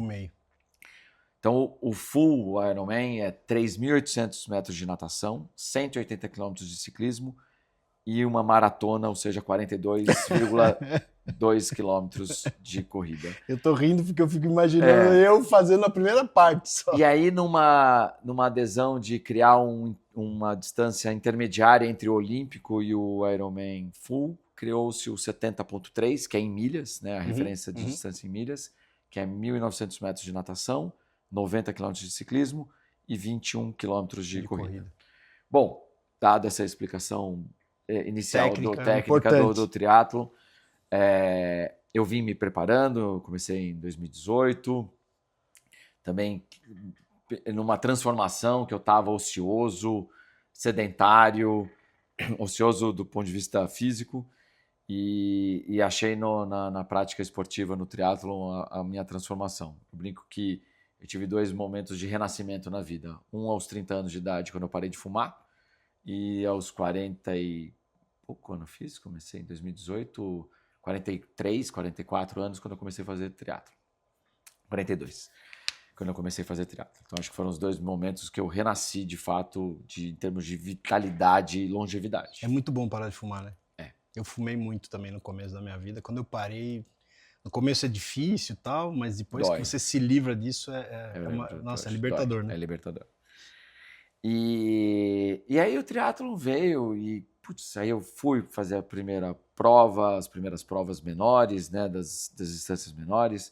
Aí veio meu primeiro 70.3, foi uma sensação incrível. Aí eu fiz um segundo, aí eu fiz um terceiro, que foi meu auge, 2019. Você fez 3 meio Iron. Em 2019 fiz o meu terceiro meio Iron. estava ali pronto para, no ano seguinte, que era 2020, fazer, né, me preparar para um passo além no meio Iron, que era buscar a sonhada e desejada vaga para o Mundial, que aí você tem que estar num nível de performance elevado. E aí veio a pandemia. E aí me Peraí, breca. pra você fazer o Iron Full, você tem que... Não, o Iron Full não. Para você fazer o campeonato mundial do 70-30, ok. você tem que classificar geralmente entre os 10 primeiros, 5 primeiros da sua categoria de idade, né? Óbvio que você compete dentro de faixa etárias.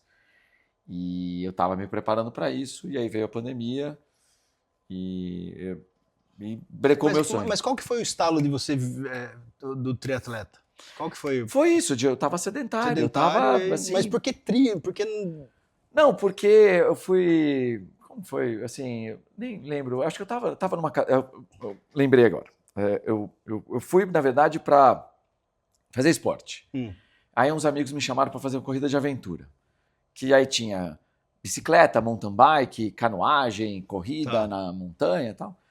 E eu tava morrendo, assim. Quando eu fui fazer a primeira, eu quase me arrastei. Mas aí eu gostei, falei, pô, esse negócio de... Por que não triatlon, né? Aí na academia que eu tava fazendo, eles treinavam muitos triatletas naquela época já. Falou, André, por que você não testa triatlon? Falei, é verdade, né? Já perdi um pouco o medo de andar de bicicleta, tô gostando da corrida, nadar eu tenho a minha memória afetiva de nadar quando eu era criança, assim, e tudo mais. E até foi muito legal quando eu voltei a nadar, lembrar do meu pai falando assim, para de sambar na raia, sabe? Aquela coisa de ficar... Então, e aí eu gostei. Eu acho que assim, foi um estímulo dos meus amigos me fazer corrida de aventura e o pessoal na academia falava, por que você não tenta uma coisa mais estruturada? Que tem provas regulares e tal, você tem um treino específico. Falei, pô, legal. E aí foi aí que eu falei, é o triatlon. E você começa a realmente se sentir bem. Você fala assim, pô, você está treinando 3 modalidades diferentes, mais musculação. Eu falava, caramba, né? Você sente que você é um Iron Man de verdade. Você fala assim, pô, isso aqui é legal, isso aqui dá uma energia além, né? Eu estava já com 40 e poucos anos, eu falei, imaginava que com 40 e tantos anos eu ia ter uma vitalidade e energia, sei lá, de 20 e poucos, 30 anos. Essa foi a minha sensação. E, bom, e aí eu tive essa parada, que foi bem duro para mim, parar de fazer esporte. E aí eu não conseguia fazer as coisas direito. Eu tentei, eu corria na rua, mas eu não conseguia pedalar, porque aí eu falei, putz, se eu pedalar, eu vou cair, aí se eu cair, eu vou pro hospital, aí tá cheio de gente com Covid. Sabe? Assim, a minha cabeça foi a paranoia da época da Covid, de fato, associada ao bore-out que foi se acumulando, porque passou. E aí eu parei tudo, que foi aí o ano passado, foi quando eu entrei, né, comecei a trabalhar na Ticket. Falei, quer saber? Eu vou fazer uma maratona esse ano. Eu não tinha corrido uma maratona ainda, porque eu não tinha feito o full, né, o Ironman full. E comecei a me preparar. E aí fiz um ciclo de maratona. Corri a maratona no dia que eu completei 50 anos. Eu achei uma corrida que era no dia do meu aniversário, que foi em Santa Catarina, em Pomerode. Pomerode, conheço. É uma cidadezinha pequenininha, a cidade mais alemã, linda, a cidade mais alemã do Brasil. E foi muito especial. Tenho amigos em Pomerode. Que legal. E todo mundo, foi eu, a Paula e a Duda. A Maria já estava não pôde vir porque ela está fazendo faculdade nos Estados Unidos. E aí corri a maratona, falei, bom, agora é o seguinte, avisei em casa, falei, agora eu vou entrar no ciclo do Ironman. Todo mundo falou, ai meu Deus, tal. E a gente estava num outro plano, né, junto, que era de engravidar. Já depois no final de outubro ali, que foi quando eu fiz a maratona. E o combinado com a Paula foi, bom, você faz só se a gente engravidar. Se a gente não engravidar, você não vai fazer. Eu falei, tá bom, então foco na gravidez, Maratona aqui agora. Maratona para engravidar. E graças a Deus a gente engravidou ali no comecinho de dezembro. Então, primeira parte do plano cumprida. Aí me fui entrar para os planos da dedicação. Aí falando que acho que é desse preparo, Douglas, que é, né, o que a gente vê, e fazendo de trás para frente, foram mais de 90 mil metros de natação, mais de 2.200 quilômetros de ciclismo e mais de 550 quilômetros de corrida, de treino, de janeiro até a prova. Completar com a coroação da prova, né? Que é mais... Então, além do treino, aí foi... Porque aí pensa, quando a gente fala da prova, você fala 3.800, 180 e 42, você fala, nossa. Não, mas para chegar nessa coroação, foram milhares de quilômetros. Ano de preparação. Não, janeiro a junho. De janeiro a 5 meses. Pô, foi rápido. Foi, que você também já tem... Exato, acho que... E esse é o ponto, né? Não foi... Eu já tinha a bagagem das outras provas, foi a maratona do ano passado e esse preparo, né, com dedicação, com tempo e fazendo, né, e numa outra rotina, porque vida de executivo não era vida de dono de venture capital, que eu tinha o horário que eu quisesse. Então, a disciplina de acordar todo dia às 4h20 da manhã. Uau! Então, para acordar às 4h20 da manhã... Tem que dormir às 8 da noite? Não chegava tanto, eu dormi 9h30, estava dormindo, ter boas noites de sono, se alimentar muito bem.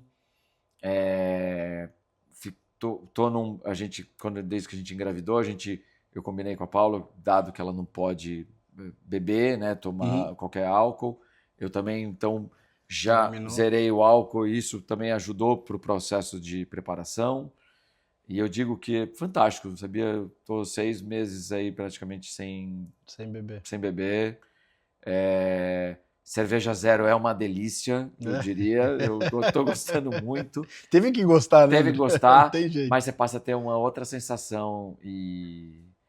É óbvio, aquele vinho, aquela hora, de um momento especial, mas acho que mudou a nossa relação com a bebida alcoólica, que é uma outra coisa que acho que eu trago como uma conquista desse processo, que é a gente está muito natural beber, né? É socialmente aceito. Socialmente, então a gente tirar esse elemento também é uma conquista bacana. Né? Dentro do processo todo, do treino e onde...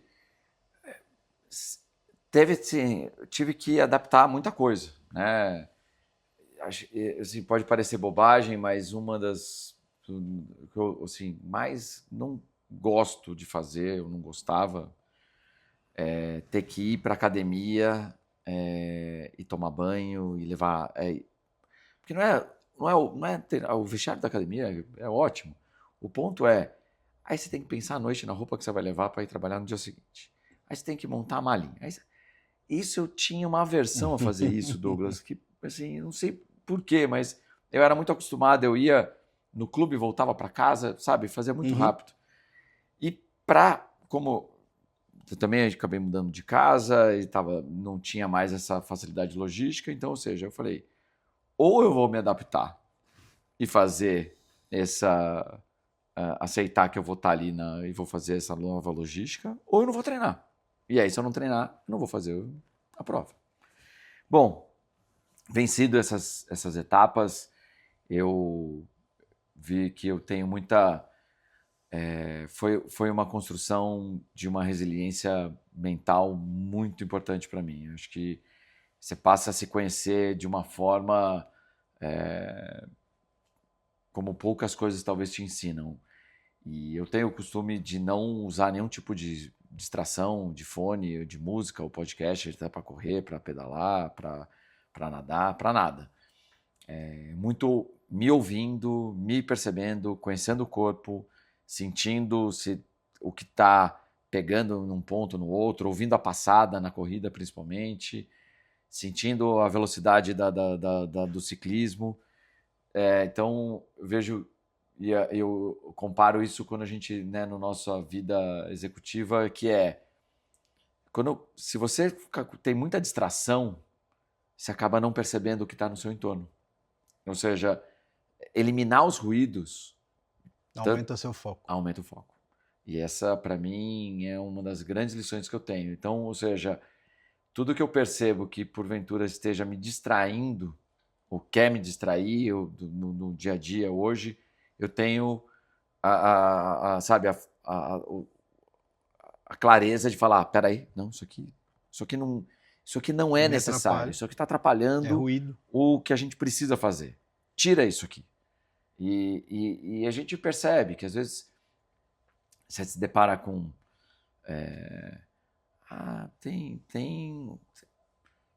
você vai lá tentar mudar, a gente, né, tá fazendo processos importantes ali com alguns clientes, e aí sempre vem aquela história, mas a gente está faltando algum elemento de desenvolvimento para poder atender isso. Aí eu falo, vamos clarear. Pensa, o que aconteceu num processo aqui que poderia ter sido diferente? É tecnologia ou é a falta, o processo em si que cada um poderia ter feito alinhado com seus pares ou com suas etapas para poder resolver o problema? Aí tu não para, é verdade.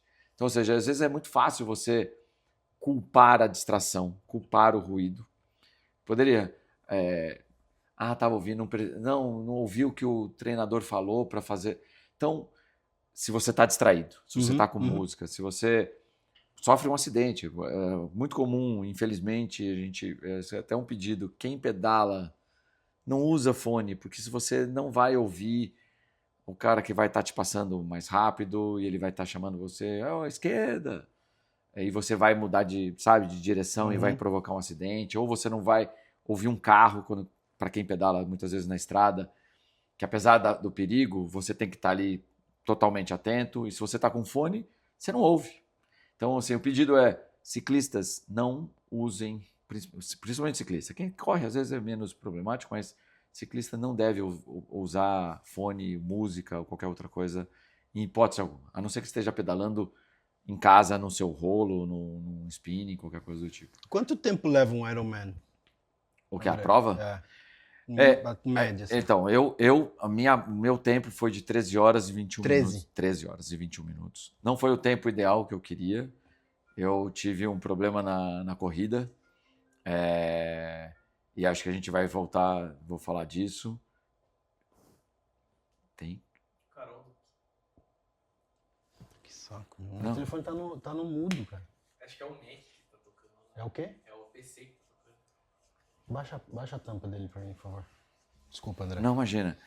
E, então, assim, eu também não estava querendo fazer o meu melhor tempo ou qualquer coisa do tipo, né? Não fui para fazer essa prova não pensei em performance, eu pensei muito na construção de um triatleta que vai fazer pela primeira vez o Ironman, que é uma prova desafiadora, e essa foi muito, muito disso. O que eu até falei para poucas pessoas, mas durante o processo de treino, a gente faz alguns simulados, né? E eu tinha escolhido nesse ciclo, não ia participar de outras provas, mas fiz todos os simulados que a nossa assessoria, né, para a qual eu entrei, propôs. E no primeiro simulado, Douglas, eu tinha praticamente desistido de fazer a prova. Acho que foi em março, depois do carnaval. Eu falei, não vou fazer. Por quê? Eu me senti péssimo. Para começar, a natação, eu estava parecendo que eu ia morrer. A gente nada com roupa de borracha, por conta da água fria, e muito tempo que você fica na água para evitar a hipotermia. E a roupa te segura muito, te prende um pouco o movimento. Apesar de ser uma roupa para natação, você tem que fazer muito mais força. E eu fazia força e não saía do lugar, e completei, fiz parte da natação que tinha que fazer, aí saí para pedalar, aí pedalei, doía tudo, aí acabou o pedal, eu não conseguia levantar para correr, para andar, quanto mais para correr. Falei, vou embora. Fui embora, cheguei em casa, falei, eu não vou fazer a prova. Cara, tava desolado. Foi aí que, segunda-feira, eu acordei e falei, bom, vou treinar. Era dia de natação. Cheguei na academia, fui fazer a minha aula de natação e vi um professor de natação dando aula para uma pessoa só.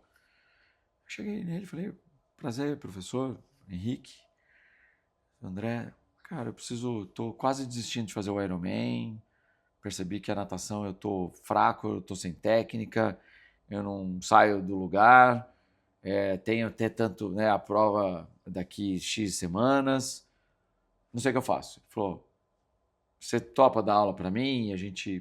Você acha que tem tempo hábil para você me mudar, né, melhorar minha técnica? Ele falou, tem, então vamos lá. E aí fui. Bom, foi a melhor decisão que eu tomei. E aí eu falo de 2 pontos. Que, primeiro, a gente tem que saber pedir ajuda. Tem que ter um mentor sempre, né? Você tem que ter um mentor. E aí, seja quando eu fui diagnosticado com depressão, fui buscar ajuda terapêutica, e na vida executiva, quando a gente precisa de um mentor, de um coach, eu tô sozinho, tô perdido, ou empreendedor, buscar, né, pares nos grupos de relacionamento, de networking, enfim, não é demérito nenhum pedir ajuda, sabe? Acho que a gente às vezes tem aquela sensação de fraqueza, mas você tá fraco. Incompetência, né? Mas você tá fraco, você tem que pedir ajuda para se fortalecer. E foi a melhor decisão que eu tomei nesse processo do treino do Ironman, foi ter buscado ajuda da natação. Porque pedalar e correr eu tava ok. Mas a natação, e aí vem meu outro ponto, a natação é o início. E você não termina nada se você não começa. Bem, né? E aí vem esse outro ponto, que é o bem, a confiança. Acabar a natação cheio de energia, confiante, é o que vai te levar para a próxima etapa. Ou seja, você tem que pedalar ainda mais 180 quilômetros. Então, e tem uma visão errada no triatlon, e que infelizmente até pessoas que são do ramo, ou médicos e triatletas, que falam, se você não tem tempo, não se dedique para natação. Eu discordo totalmente disso. Eu acho que, primeiro que é triatlon, são os 3, então vai fazer outra coisa. Desdenhar da natação porque ela é o que tem menos tempo, né? Ou seja, todo mundo fala, a natação não ganha a prova, mas ela pode te fazer não terminar a prova, ou nem começar. Tem gente que entra na água e para porque deu crise, deu cãibra, deu isso, porque você não se preparou. Ou seja, se preparar para a natação não é que você vai fazer o melhor tempo ou vai ganhar a prova porque você baixou 5 minutos na natação, mas é porque você vai começar e vai terminar a primeira etapa do projeto. Sem a natação, você não termina nada do Ironman. E isso pra gente, na nossa vida executiva, é a mesma coisa.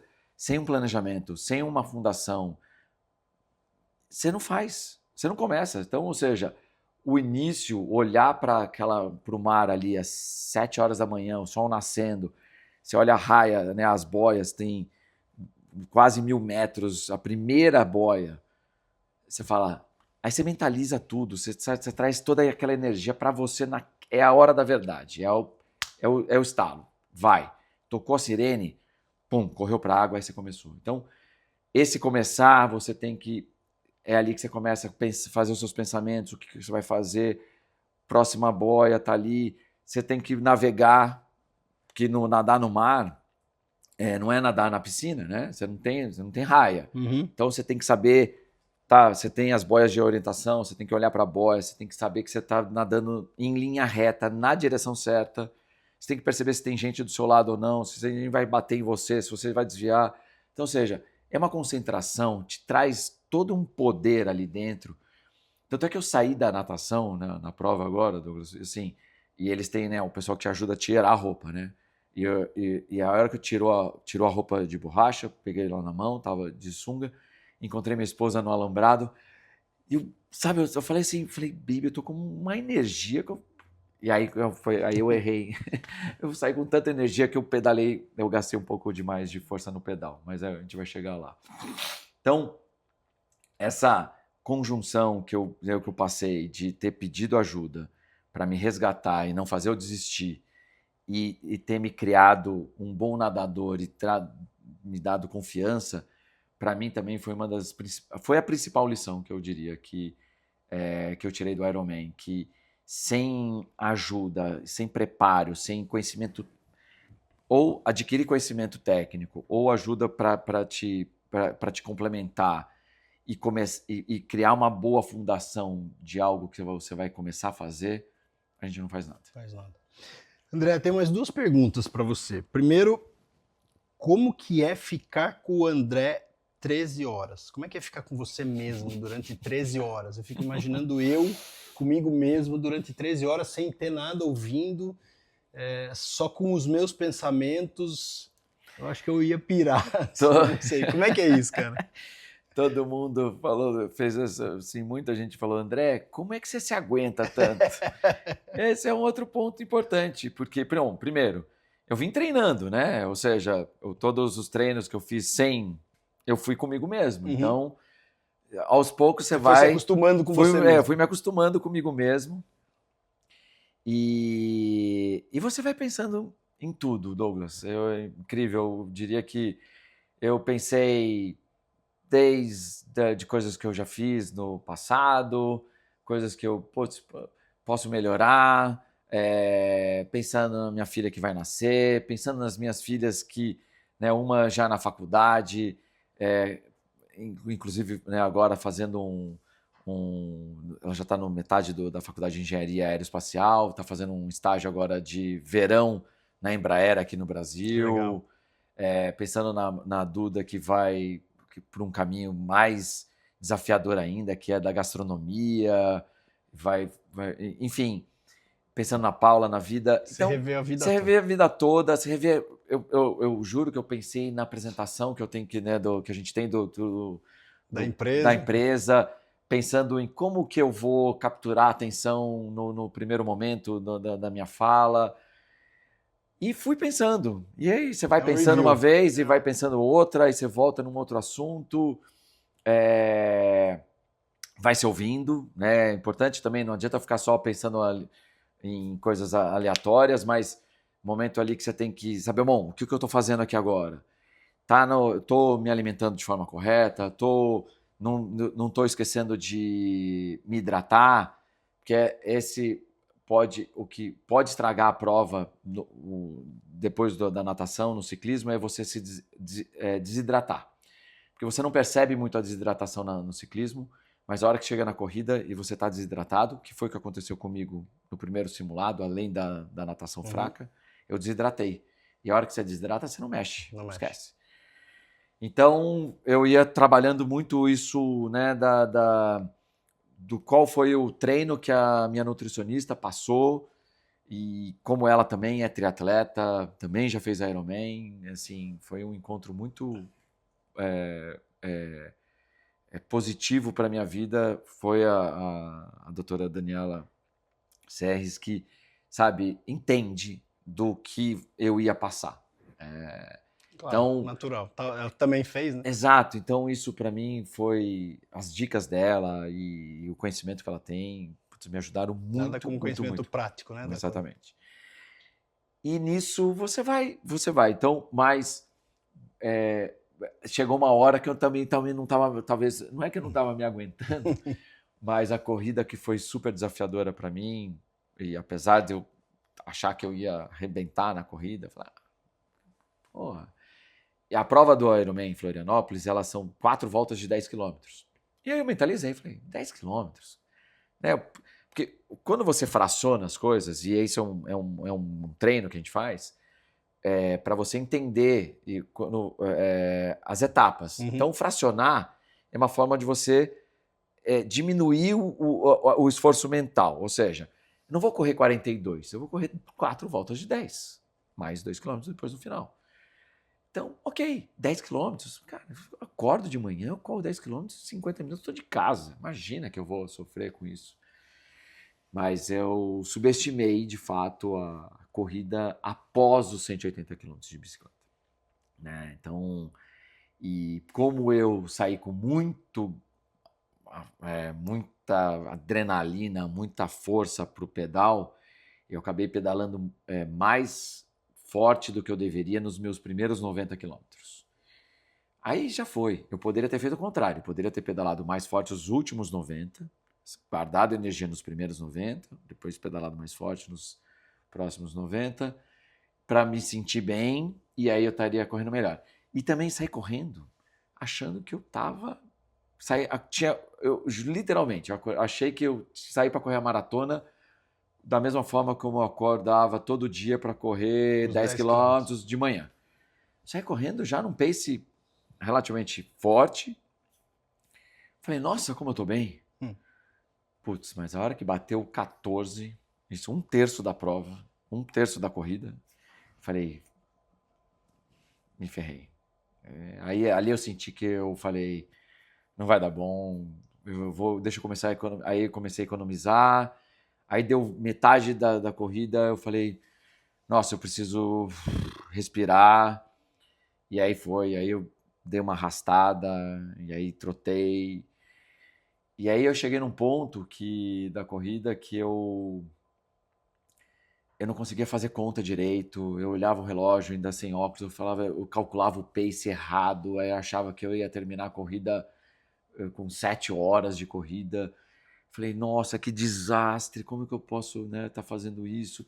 Como eu estraguei a prova? Sabe, você sabia tudo que tinha que fazer, aí eu fiquei me penalizando. E aí, tanto é que eu cheguei, quando você faz pela primeira vez, tem um sino, né?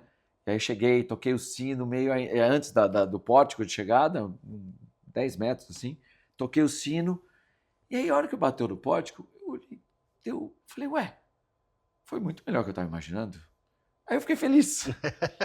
E aí eu pensava o seguinte, eu falei, eu estava fisicamente frustrado, desapontado, mas mentalmente, Douglas, eu estava numa felicidade. Parecia que tinham duas pessoas dentro de mim mesmo, assim. Eu comemorava e eu chorava, né, na chegada, assim. E até no finalzinho, a Paula me encontrou antes de entrar acho que faltava, sei lá, uns 500 metros, ainda que era aberto, assim, era na rua ali em Florianópolis, na Avenida Búzios. E ela me encontrou, a gente correu junto, tal, assim. Falei, nossa, eu tô tão feliz, porque eu falei, cara, que coisa. Que Desculpa. legal. Parabéns, imagina. Que legal, que puta conquista. Foi. E assim, óbvio, né? Quero fazer outros, mas não é agora. Até isso porque a gente combinou muito bem. A concentração e a dedicação é para a Francesca. Uma coisa que a gente está tão planejado e felizes aí com essa. Para mim também uma coisa, né? Nova de novo, né? Na verdade, porque voltar a ser pai 20 anos depois das minhas primeiras filhas, tá sendo também... Vai ser incrível. Vai ser incrível. Eu tá falo por sendo super experiência rico. própria. Então eu tô assim, encantado. E esse processo todo, acho que é um fundamento que eu acho que vale para a vida e para tudo, e o esporte ensina isso. E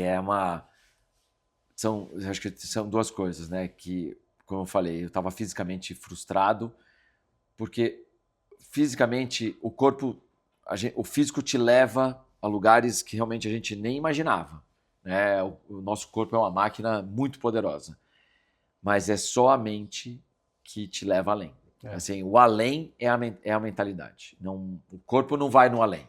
O além, a milha extra, o que quer que a gente chame, é a sua mentalidade. E esse treino te faz isso. E para conquistar isso, que eu falo, que foi muita disciplina, rotina, dedicação, e aí vem a palavrinha mágica que eu falo que é consistência. Uma coisa leva a outra. E é só fazendo as coisas de forma consistente que você alcança resultado. Alcança o que você quer. Senão, sem consistência, não adianta falar, vamos crescer 15% ao ano na empresa. Se você não tiver um plano que consistentemente você vai ter ações métricas e milestones medidos que você está no caminho para conquistar esse crescimento de 15% ao ano, nos próximos 3 anos, né? Um CAGR de 15% em 3 anos, Uhum. é um senhor crescimento. Se você não tiver essa consistência, você não vai fazer Não vai nada. fazer. Então, ou seja, consistência para mim é uma palavra-chave dessa jornada toda de autoconhecimento que eu passei com o treino do Ironman. Legal. Eu recomendo. Sei que não é todo mundo que fala, vou fazer um Ironman ou tudo mais, mas eu recomendo um treino físico de endurance que te teste a capacidade mental, não é o físico. O endurance é para testar a sua capacidade mental. Mental de resiliência. Exatamente. André, a gente tá chegando ao fim, a gente já tá aqui há papo tem, Vai, né, André? Se a gente vai. deixar, a gente vai falar muito. Eu tinha muita coisa para conversar contigo ainda, mas aí o podcast vai ficar muito longo. Uma última pergunta que eu tenho para você. Tá. Quem é o André hoje e quem era o André antes desse desafio que você teve? O André hoje é um André que encara qualquer. Eu me sinto pronto para fazer qualquer coisa. Se eu tinha mentalmente, se eu tinha dúvida ou até às vezes a gente passa, né, por isso na nossa vida profissional e às vezes pessoal, que é a tal da síndrome do impostor, de achar que eu não sou capaz. Hoje eu não tenho mais essa dúvida, Douglas. Eu me sinto capaz, mesmo sabendo que eu não sei tudo, que eu não, né, não tenho todo o conhecimento. Você precisa se preparar, inclusive. Que eu preciso, ou seja, eu sou capaz de coisas que eu não sei, eu preciso ter o conhecimento ou me preparar. Ou seja, eu sou capaz de fazer qualquer coisa. E para isso, se eu precisar me preparar, eu tenho o entendimento de que eu preciso dessa preparação. Ou seja, eu não sairia para fazer uma ultramaratona sem me preparar. Ou eu não encararia o desafio de uma gestão de promover a integração de culturas, de pessoas, se eu não tivesse as ferramentas e a capacidade de ser a pessoa que está ali para articular e promover essa integração. E por muitas vezes busquei ouvir, busquei feedback, busquei conversar com o Alexandre, que é a quem eu me reporto, o CEO da Ticket no Brasil, conversar com meus pares, enfim, a gente precisa dessas capacidades de construir juntos, né? Então, eu acho que eu me vejo muito mais capaz do que eu estava antes desse preparo. Então, mas é mais pelo meu autoconhecimento que eu desenvolvi, que é a base de tudo. Que é a base de tudo, do que alguma competência técnica, né, de pessoal ou profissional. Mas, sem dúvida, no esporte, eu sou um cara que admiro, primeiro, o esporte, admiro os atletas, admiro principalmente os profissionais que se dedicam a isso, porque quando você faz um treino, né, como atleta amador, e é quando você entende a dedicação que esses caras, essas mulheres, esses homens têm que ter. E às vezes desde muito cedo. Né? Então, a minha admiração pelo esporte só aumentou. Legal. André, mais uma vez queria te agradecer de você estar aqui trocando com a gente tudo isso. Foi riquíssima a nossa conversa. Acho que foi até melhor do que a primeira, tá? Então, assim, acho que foi providencial tudo que aconteceu. Foi, exatamente. Nada é por acaso. Nada é por acaso. Nada é por acaso. Estou muito feliz. E eu queria que você deixasse aí para o nosso público um resumo, se é possível, aí um resumo de tudo que a gente falou. Qual a dica? Qual o resumo da ópera aí? Eu vou lembrar, acho que na nossa primeira gravação, eu até falei, acho que humildemente eu não sou, não é acho que a minha função dar dica ou conselho mágico ou qualquer coisa que o valha, mas eu acho que a gente tem que primeiro é acreditar muito em nós mesmos. A gente tem que buscar estar inserido dentro de um ambiente que contribua para o nosso crescimento. Ou seja, se você não está bem em algum ambiente, procura entender se é você, se é o ambiente. Mas eu diria que vamos olhar, assim, olhar para você mesmo, sabe? Acho que esse autoconhecimento é importante. E se conhecer, saber reconhecer os seus erros, saber buscar ajuda é fundamental, porque se você primeiro não reconhece que você tem um problema e esse problema gera outros, e vai te criar problema futuros e erros em cima de erros só potencializam e só pioram e às vezes ficam insolúveis. Então, saber parar para poder se autoconhecer. E a gente tem que se levar menos a sério, mais disposto a estar aberto ao novo, ao conhecimento, a lidar com as pessoas, a ser mais empático. A gente estava falando, né, um pouco dessa questão das gerações e talvez é isso, sabe? É ter um pouco mais de empatia, de olhar o ponto de vista do outro, transmitir isso para o outro, para que ele também enxergue por outros pontos de vista, né? A gente está em um momento, às vezes, muito de extensões. Está na hora da gente... O pêndulo já... Está na hora do pêndulo voltar, né? A gente... eu sinto isso como pessoa mesmo. E acho que quando a gente está bem como pessoa... todas as outras esferas da nossa vida fluem melhor. Profissional. A energia, né? A frequência reverbera. Você tem que se amparar, seja no seu credo religioso, na sua dedicação, na sua família. Acho que os seus valores fundamentais, de base, que te ajudam a desenvolver esse autoconhecimento. Assim como as pessoas que contribuam com você. Seja um coach, um psicólogo, um terapeuta, um mentor, um pai, uma mãe. Né,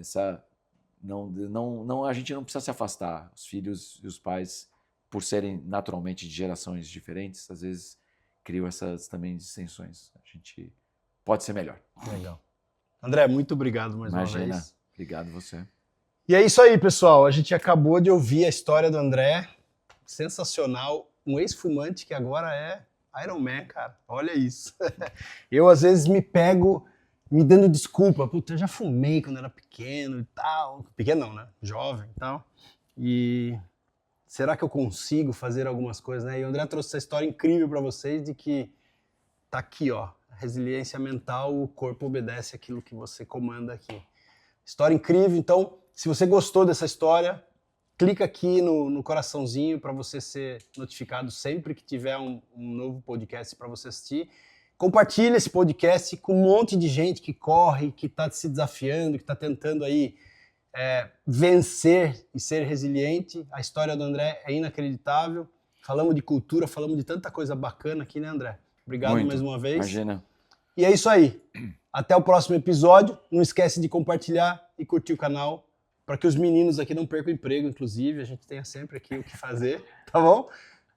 Até a próxima. Forte abraço.